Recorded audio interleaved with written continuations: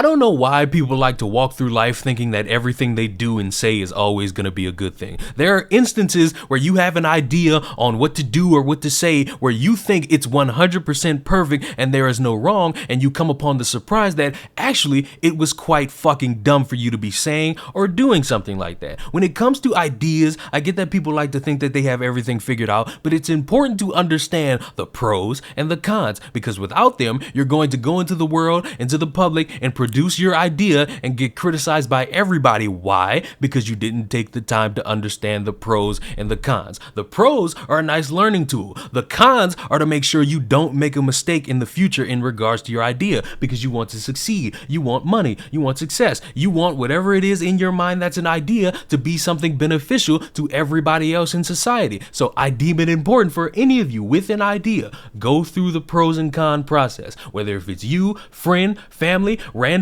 business entrepreneur looking into your idea, or random stranger on the street. It is important for you to go through the pros and cons of your idea, because if you don't, you'll end up with something like this: The Family Sex Show, a fun and silly performance about the painfully awkward subject of sex, exploring names and functions, boundaries, consent, pleasure, queerness, sex, gender, and relationships. Using real-life bodies, personal stories, songs, and movement, The Family Sex Show puts the good stuff at the forefront of conversation and imagines a future where there is no shame, but a celebration of difference, equality, and liberation. This egg invites you to bring your parents, bring your children, friends, lovers, and bring your whole self. Made in consultation with the School of Sexual Education, this is a show for everyone. It's like Pixar meets Sesame Street meets Flight of the Conchords. Why is it called The Family Sex Show? We hope that the title informs audiences that the show is about sex, duh, and that it is for family audiences, people of all ages. We hope that the people will read more about the show before deciding whether if it's right for them. But if they don't read more about the show, we hope the title gives off a similar upfront and honest tone the show takes. We also want to be clear about the content of the show through the title, and felt that something more like The Birds and the Bees might be seen as false advertising. And if you go to their Q&A section or their frequently asked questions, you'll see a bunch of questions that need to be asked about something titled The Family Sex Show, and they answer them quite honestly. This is something that's dedicated for children and teenagers and adults and anyone else that fits in the category wanting to learn about all these different things that people deem a problem in society to gain a better understanding, right? I don't see anything wrong with it. There's nothing that you could say that could be wrong with that. That's until we get to a section titled Will People Get Naked? There is nakedness. Yes, at one point in the show, everyone on stage takes off their clothes to the level they feel comfortable to. For some people, that's taking off all their clothes and being completely naked. For other people, that means taking off their bottoms but leaving underwear on. For others, it's not taking anything off at all. This moment lasts approximately 5 minutes. For more information on exactly what happens in the show, blase, blase, blase. Why do you get naked? We want to have an honest, shame-busting, and upfront conversations about bodies. For a lot of us, what we see of bodies is on a screen.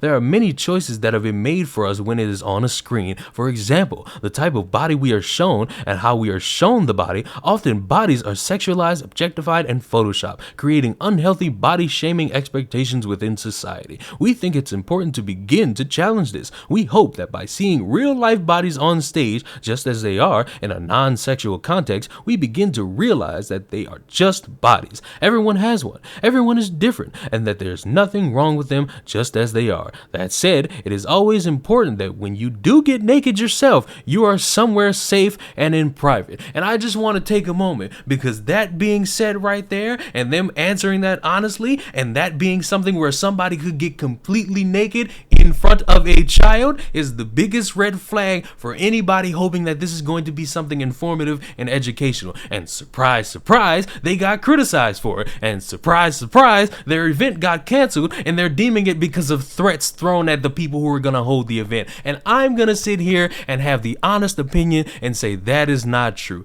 I think there was so much scrutiny around them possibly getting completely naked in front of children that people reached out to where this event was going to be held, and they said, hey, you know this is about to happen. You know people are potentially going to bring kids here thinking that, oh, this is going to be something where they're going to teach about queerness, but no, they're going to dedicate 5 minutes, which is a long time to see somebody's anus, balls, and ass, to children, for them to see a completely naked woman or man. You know this is gonna happen at your event, and I think the organizer said, hey, we're not gonna have this here, you're gonna have to do this somewhere else. And they got pissy, they got mad, they feel like they're being discriminated, hated on, they're just trying to do this, that, and the third. Perfectly fine for you to teach about sex. I don't have a problem with that. I advocate for that. I advocate for these weirdo teenagers that are growing, getting hairier, things are getting wet, things are getting long, and they don't know how to do anything with their urges. I am all for them learning about that, because if they go to college and then come back on Thanksgiving with an STD and a baby, you're gonna look stuck and stupid trying to figure out how that happened. But when you're sitting there trying to do that, and you dedicate a moment in the show to getting naked in front of children, and then having a moment where we mention masturbation and saying all kinds of animals masturbate, not just humans, use the internet to find some examples of other animals that masturbate,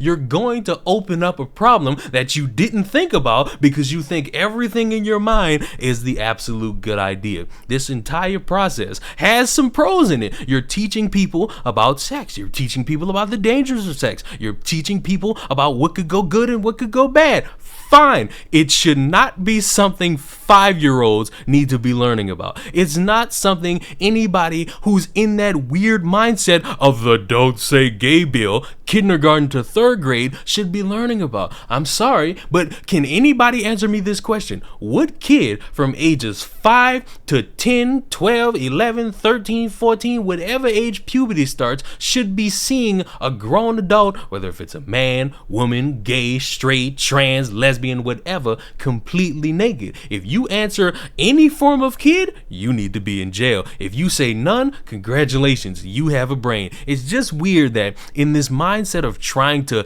normalize some of these ideas, you're not taking the time to sit back and say, hey, this part is the bad part. Let's still have this. Let's fine tune some of these ideas, but this part right here, no. Kick that out at the curb. And getting completely naked in front of people and thinking that it's a good idea, you're going to normalize bodies, is a bad idea. You can do that with clothes on. You could bring a fat person. You could bring a short person. You could bring a tall person. You could bring a skinny person. You could have them in shirts like this one and say, hey, look at his skinny little arms. He's uncomfortable in what he is and how skinny he is. Oh, look at this fat woman. Look at her belly. Look at her jiggle rolls. She's comfortable as she is. You can do that fully clothed. You don't have to get naked to do that, especially in front of kids. I understand that people are trying so hard, but please, for the love of everything holy and unholy, if you are somebody who wants to advocate for something like this and you feel like the education process isn't doing it and you have the bright ideas, fine tune your fucking ideas, please, because there is no reason, rhyme or otherwise, somebody should be getting naked as a means to show people what bodies look like naturally. You can just educate them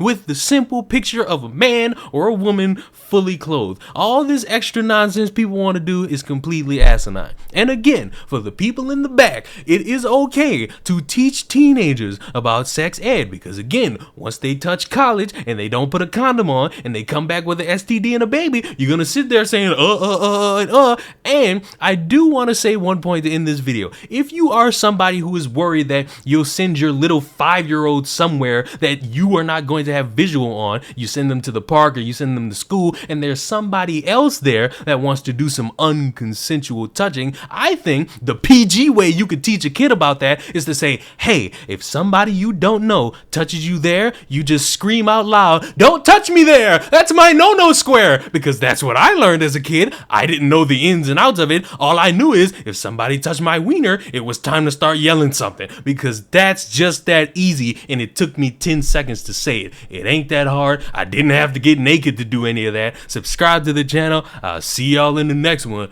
Goodbye.